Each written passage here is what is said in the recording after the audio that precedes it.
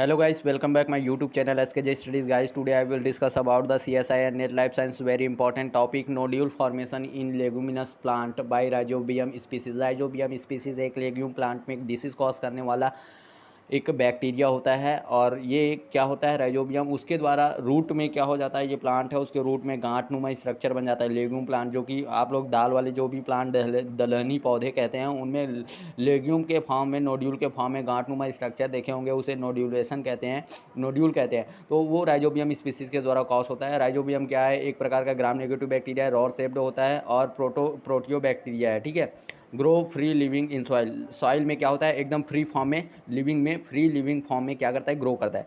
Host क्या होता है इसका, लेग्यूमिनस प्लांट। ठीक है। इन्फेक्शन कैसे कॉज करता है, root of the legume plant के रूट में क्या कर देता है, lead formation of root nodule, root nodule के फॉर्मेशन को क्या करता है, लीड करता है। तो कैसे कॉज होता है, चलिए देखते हैं गाइज। सबसे पहले इसमें 4 या 5 स्टेप होते हैं। फर्स्ट स्टेप में क्या होगा, प्लांट को चोट लगेगा, खरोच आएगा, छीलेगा, कटेगा तो हेलिंग प्लांट कहलाएगा। उसके रूट के द्वारा एक केमिकल सिक्रीट किया जाएगा जिसे फ्लेवोनॉइड या होमोसेरिन कहते हैं। इस सिक्रीशन को सेंस करने का काम किसका होता है, उस बैक्टीरिया का होता है। कौन से बैक्टीरिया का, राइजोबियम।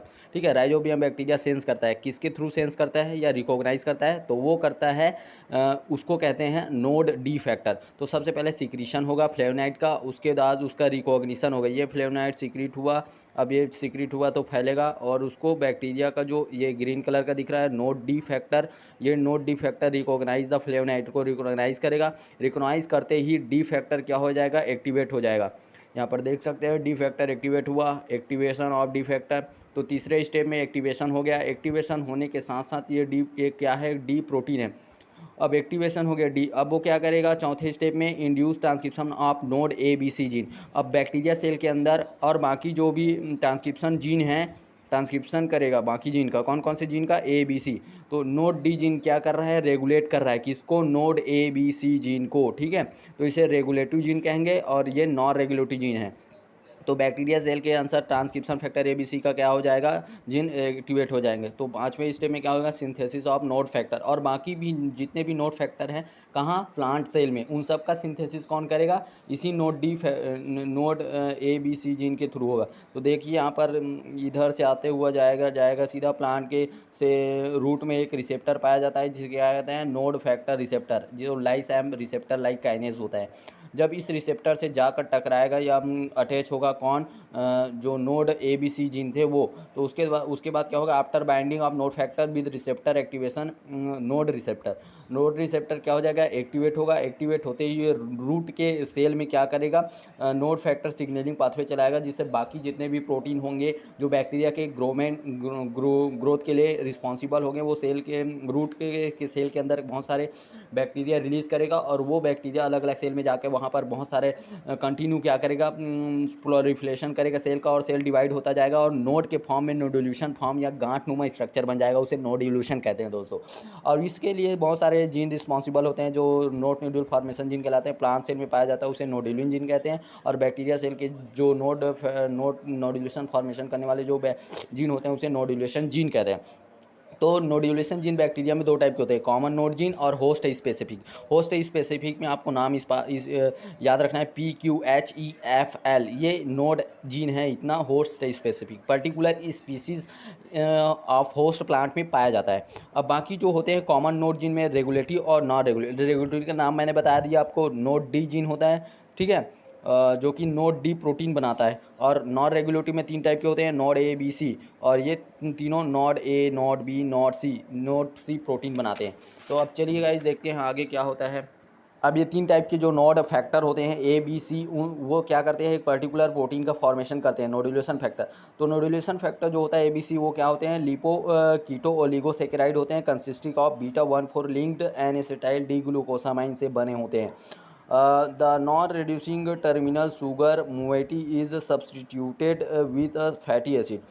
फैटी एसिड्स के थ्रू टर्मिनल का जो एन एसिटाइल ग्लूकोसामाइन जो होता है डी, उसको हटा दिया जाता है, उसके जगह हम फैटी एसिड्स को ऐड कर दिया जाता है। ये फैटी एसिड ऐड कर दिया गया है। ये एक लंबा क्या है दोस्तों, नोडुलेशन फैक्टर का स्ट्रक्चर है और ये मोनोमर है N acetyl beta D glucosamine का। और इन दोनों मोनोमर को बीच में जोड़ने का काम किसका होता है, बीटा 1,4 ग्लाइकोसिडिक बॉन्ड का। और जोड़ने का काम कौन से फैक्टर करते हैं, वो होता है हमारा नोड सी जीन, जो N acetyl D glucosamine monomers को क्या करते हैं, लिंक, ठीक है, जोड़ देता है। और हटाने का काम किसका होता है, एसिटाइल ग्रुप को हटाकर एन एसिटाइल जो टर्मिनल पर इसके जगह पर जो था उसको हटाने का काम था नोड बी का। देखिए यहाँ पर remove the acetyl group from the terminal non reducing sugar. Non reducing sugar ऐसी मोनोमर यहाँ पर भी था, उसमें से एसिटाइल ग्रुप को हटाकर यहाँ पर फैटी एसिड को जोड़ दिया गया है। ये फैटी एसिड किसके द्वारा जोड़ा गया है, एडिशन किया गया है, वो किया गया है नोड ए के द्वारा। ठीक है गाइस, अब आगे देखते हैं। तो सबसे पहले देख सकते हैं अटैचमेंट होगा, bacteria attach to the root hair, root hair से जाकर अटैच होगा बैक्टीरिया। उसके बाद क्या होगा, bacteria secrete nod factor, nod factor को सीक्रेट करेगा बैक्टीरिया। ठीक है, बैक्टीरिया सीक्रेट करता है कौन से नोड फैक्टर, हम लोग देखे थे नोड डी, वही सबसे पहले सीक्रेट किया जाता था, किसके द्वारा, बैक्टीरिया के द्वारा। अब वो क्या करेगा, कर्लिंग कॉज करेगा, किसके ऊपर, रूट हेयर के ऊपर। ठीक है, अब उसके बाद कर्लिंग होगा तो bacteria invade the root by the digesting the root hair. क्या, अब जैसे कर्लिंग करेगा रूट हेयर को, उसके बाद उस रूट हेयर के सरफेस को डाइजेस्ट करके अंदर घुस जाएगा। ठीक है, बैक्टीरिया रूट हेयर सेल। उसके बाद अंदर घुसने के बाद formation of infection tube, infection thread का फॉर्मेशन कर देगा। It is an infolded tubular extension of plasma membrane. Plasma membrane का ही एक एक्सटेंशन होता है infection thread. Infection thread elongate by the fusion with the vesicle derived from Golgi apparatus. Golgi apparatus से derived होता है इन्फेक्शन थ्रेड, और उसी के थ्रू आगे बढ़ता जाता है और सेल के अंदर घुसता जाता है, प्लांट के रूट के अंदर। ठीक है, deeper into the root cortex near the xylem cortical cell dedifferentiation and start dividing forming thread filled with the proliferation bacteria longer through the hair of the cortical receptor layer in the direction of the nodule primordium। ठीक है guys, अब इसके बाद यहाँ पर और आगे सबसे पहले यहाँ पर अटैचमेंट हुआ राइजोबियम बैक्टीरिया, उसके बाद नोड फैक्टर का एक एक्सक्रीशन हुआ। ठीक है, ये प्रमोट करेगा रूट हेयर कर्लिंग को, कर्ल हो गया यहाँ पर रूट, कर्ल होने के बाद इन्फेक्शन थ्रेड का फॉर्मेशन हुआ थर्ड स्टेज में। Infection thread derived from the Golgi secretory infection thread end of the cells and fused with the plant root cell plasma membrane से जाकर फ्यूज़ होता है। अब इन्फेक्शन थ्रेड का एक्सटेंशन होगा, ब्रांचेज होगा, जब तक वो टारगेट सेल तक नहीं पहुंच जाता तब तक उसका एक्सटेंशन होगा। ये इन्फेक्शन थ्रेड है देखिए, और टारगेट सेल में जाकर उनका एक प्रकार से हो गया है। अब enclose the bacteria cells are release into the cytosol.